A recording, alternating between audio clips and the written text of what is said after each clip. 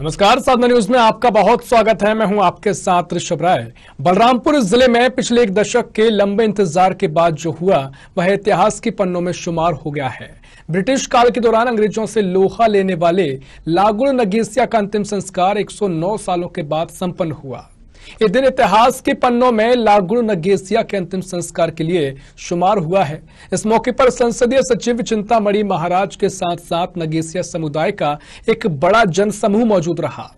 देखिए अंग्रेजी हुकूमत को मुंहतोड़ जवाब देने वाले लागुड़ नगेसिया के अंतिम संस्कार की ये खास रिपोर्ट। अंग्रेजी हुकूमत से लड़ने वाले बलरामपुर जिले के सामरी क्षेत्र के निवासी लागुड़ नगेसिया की अस्थियां पिछले 109 वर्षों से अंतिम संस्कार की राह देख रही थी। बता दें कि 1913 में लागुड़ शहीद हो गए थे। समय समय पर इनकी अस्थियों को वापस किए जाने की मांग भी की गई, जो 109 सालों के बाद संभव हो पाया। संसदीय सचिव और सामरी विधायक चिंतामणि महाराज ने मुख्यमंत्री भूपेश बघेल से बात करके लागुड़ की अस्थियों को नगेसिया समाज के सुपुर्द कराया और उनका अंतिम संस्कार संपन्न हो पाया। सामरी में हो रहे इस अंतिम संस्कार में समुदाय का एक बड़ा वर्ग समूह मौजूद था। अस्थि विसर्जन करने के लिए जन भावनाओं को देखते हुए शहीद लागुड़ की विधिवत अस्थि विसर्जित की गई। बताया जाता है कि ब्रिटिश काल में जब लागुड़ ने अंग्रेजों का विरोध करना शुरू किया तो ब्रिटिश आर्मी ने पकड़कर उन्हें गर्म तेल में डाल दिया था और इस वजह से उनकी मौत हो गई थी। यही नहीं, अंग्रेजों ने अपने हुकूमत के दौरान उनकी अस्थियां भी अंग्रेजी विद्यालय में कैद करके रखी हुई थी। लागुड़ के अंतिम संस्कार होने से समाज के लोगों में खुशी जाहिर की है। वहीं उन्होंने लागुड़ नगेसिया को शहीद का दर्जा दिए जाने की मांग की। दशक से हम लोग जो प्रयासरत थे, लेकिन किसी कारणवश कई जगह मतलब कि हम मांग करने के बावजूद भी सफल नहीं हुए। लेकिन आज जो है चिंतामणि महाराज जी इसके लिए बहुत मेहनत किए और जो है ऊपर से नीचे तक सहयोग दिए। इसके साथ में और भी कई मतलब के हैं जो संगठन है, सभी ने मतलब कि इसको वो करने के लिए साथ दिए। रहा सवाल जैसे लागुड़ किसान जी के बारे में अपने को जो जानकारी है, ये स्टेट गवर्नमेंट क्या कहते हैं ब्रिटिश गवर्नमेंट के खिलाफ 1800-1900 के लगभग में ये लड़ाई शुरू हुआ। असहयोग आंदोलन जैसे कि लगान उस समय वसूली होता था, आज भी हो रहा है, लेकिन उन्होंने जब यहाँ अकाल पड़ा सामरी में पाठ में, तब जो है उन्होंने लगान देने से इनकार कर दिए। इसके लिए संघर्ष काफी पहले से प्रयासरत था और अंतोगत्वा आज इसमें हमें सफलता मिला है।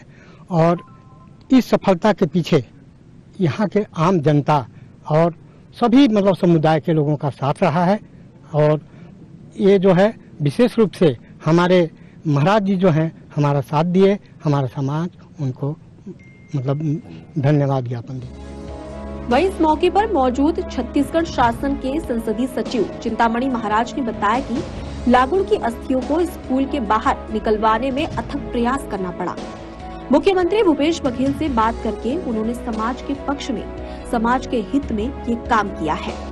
उन्होंने भरोसा दिया कि लागुड़ को शहीद का दर्जा दिलाया जाएगा।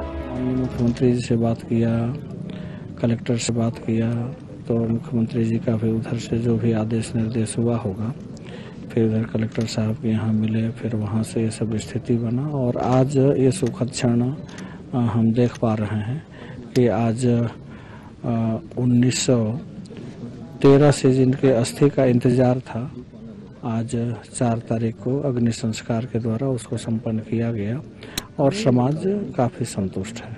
और निश्चित रूप से समाज का जो मांग है उसको मैं प्रदेश के हमारे जो मुखिया हैं उनके पास रखूंगा। लागुड़ के अंतिम संस्कार होने की खबर सुनते ही भाजपा के कद्दावर नेता नंद कुमार साय भी इस दौरान सामरी पहुंचे। उन्होंने भी अंतिम संस्कार में शिरकत करने के बाद कहा कि सभी एकजुट होकर लागुड़ को शहीद का दर्जा दिलाए जाने का प्रयास करेंगे। आज उनका स्मरण भी हुआ है, सब रोमांचित हैं और आगे इनके इस बलिदान को जीवंत करने के लिए और भी प्रक्रिया पूरा किया जाना चाहिए, ऐसा मैं समझता हूं। और प्रशासन ने भी इसको बड़ी तेजी से बाहर निकाला और आगे बढ़ाया है कार्यक्रम को। आगे जो प्रक्रिया करना है वो आगे किया जाना चाहिए और इनके इस अमर बलिदान को अमर कर दिया जाना चाहिए। खैर, ये कहना गलत नहीं होगा कि अंग्रेजी हुकूमत को मुंहतोड़ जवाब देने वाले लागुड़ नगेसिया की आत्मा को 109 साल बाद शांति मिली है। विधिवत रूप से उनका अंतिम संस्कार संपन्न हुआ। 4 फरवरी 2022 का ये दिन इतिहास के पन्नों में शुमार हो चुका है। अब देखने वाली बात होगी कि समाज के लिए वो दिन कब आएगा जब लागुड़ को शहीद का दर्जा दिया जाएगा।